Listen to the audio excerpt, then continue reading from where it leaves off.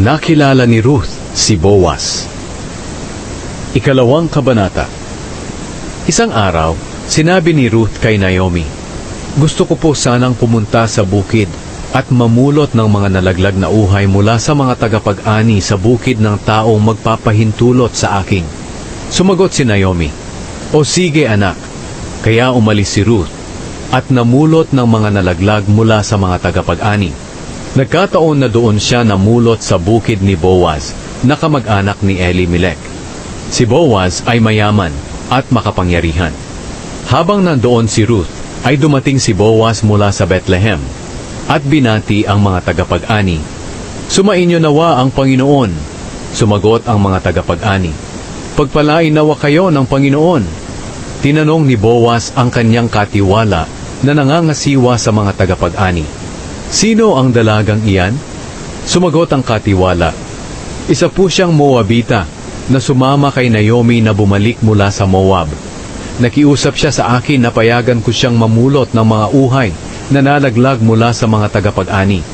Mula kaninang umaga tuloy-tuloy ang pagtatrabaho niya hanggang ngayon.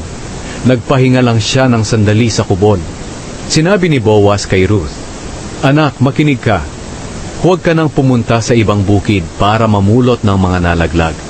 Dito ka na lang mamulot kasama ng mga utusan kong babae. Tingnan mo kung saan nag-aani ang mga tauhan ko at sumunod ka sa mga utusan kong babae. Sinabihan ko na ang mga tauhan ko na huwag kang galawin. At kapag nauuhaw ka, uminom ka lang sa mga tapayan na inigiban ng mga tauhan ko." Nagpatira pa si Ruth sa harapan ni Boaz bilang paggalang at sinabi, "Bakit napakabuti niyo po sa akin? Gayong isang dayuhan lang ako."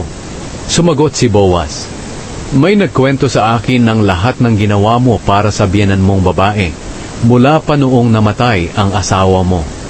Iniwan mo raw ang iyong ama at ina, at ang bayang sinilangan mo para manirahang kasama ng mga taong hindi mo kilala.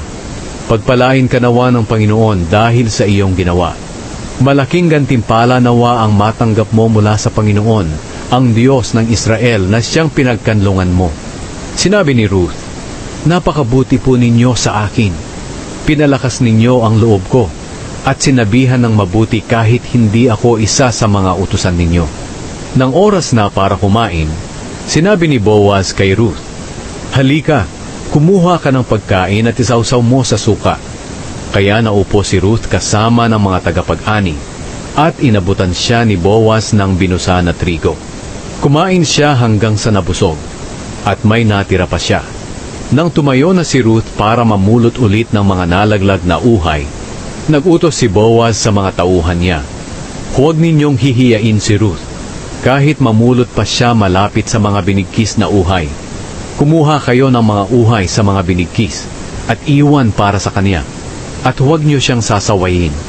Kaya namulot si Ruth ng mga nalaglag na uhay hanggang sa lumubog ang araw. At nang magiik na niya ang naipon niyang sebada, ay umabot ito ng mga kalahating sako. Dinala niya ito pauwi sa bayan at ipinakita sa kanyang biyenan na si Naomi. Pagkatapos, kinuha niya ang natira niyang pagkain at ibinigay kay Naomi. Nagtanong si Naomi sa kanya, "Saan ka namulot ng mga nalaglag na uhay kanina? Kaninong bukirin? Pagpalain nawa ang taong nagmagandang loob sa iyo." Ikinuwento ni Ruth kay Naomi na doon siya namulot sa bukid ng taong ang pangalan ay Boaz. Sinabi ni Naomi kay Ruth, "Pagpalain nawa ng Panginoon si Boaz." Ipinapakita niya ang kanyang kabutihan sa mga taong buhay pa at sa mga patay na. At sinabi pa niya, "Si Boaz na sinasabi mo ay malapit nating kamag-anak. Isa siya sa may tungkuling mga laga sa atin." Sinabi ni Ruth kay Naomi, "Sinabi pa po ni Boaz sa akin na sa mga tauhan lang niya ako sumama sa pamumulot hanggang matapos ang lahat ng mga aanihin niya." Sinabi naman ni Naomi kay Ruth, "Anak, mabuti nga na sa mga utusan niyang babae ka sumama, dahil baka kung ano pa ang mangyari sa iyo sa ibang bukid." Kaya sumama si Ruth sa mga utusang babae ni Boaz sa pamumulot ng mga nalaglag na uhay, hanggang sa matapos ang anihan ng sebada at trigo. At patuloy siyang nanirahan kasama ng biyenan niya.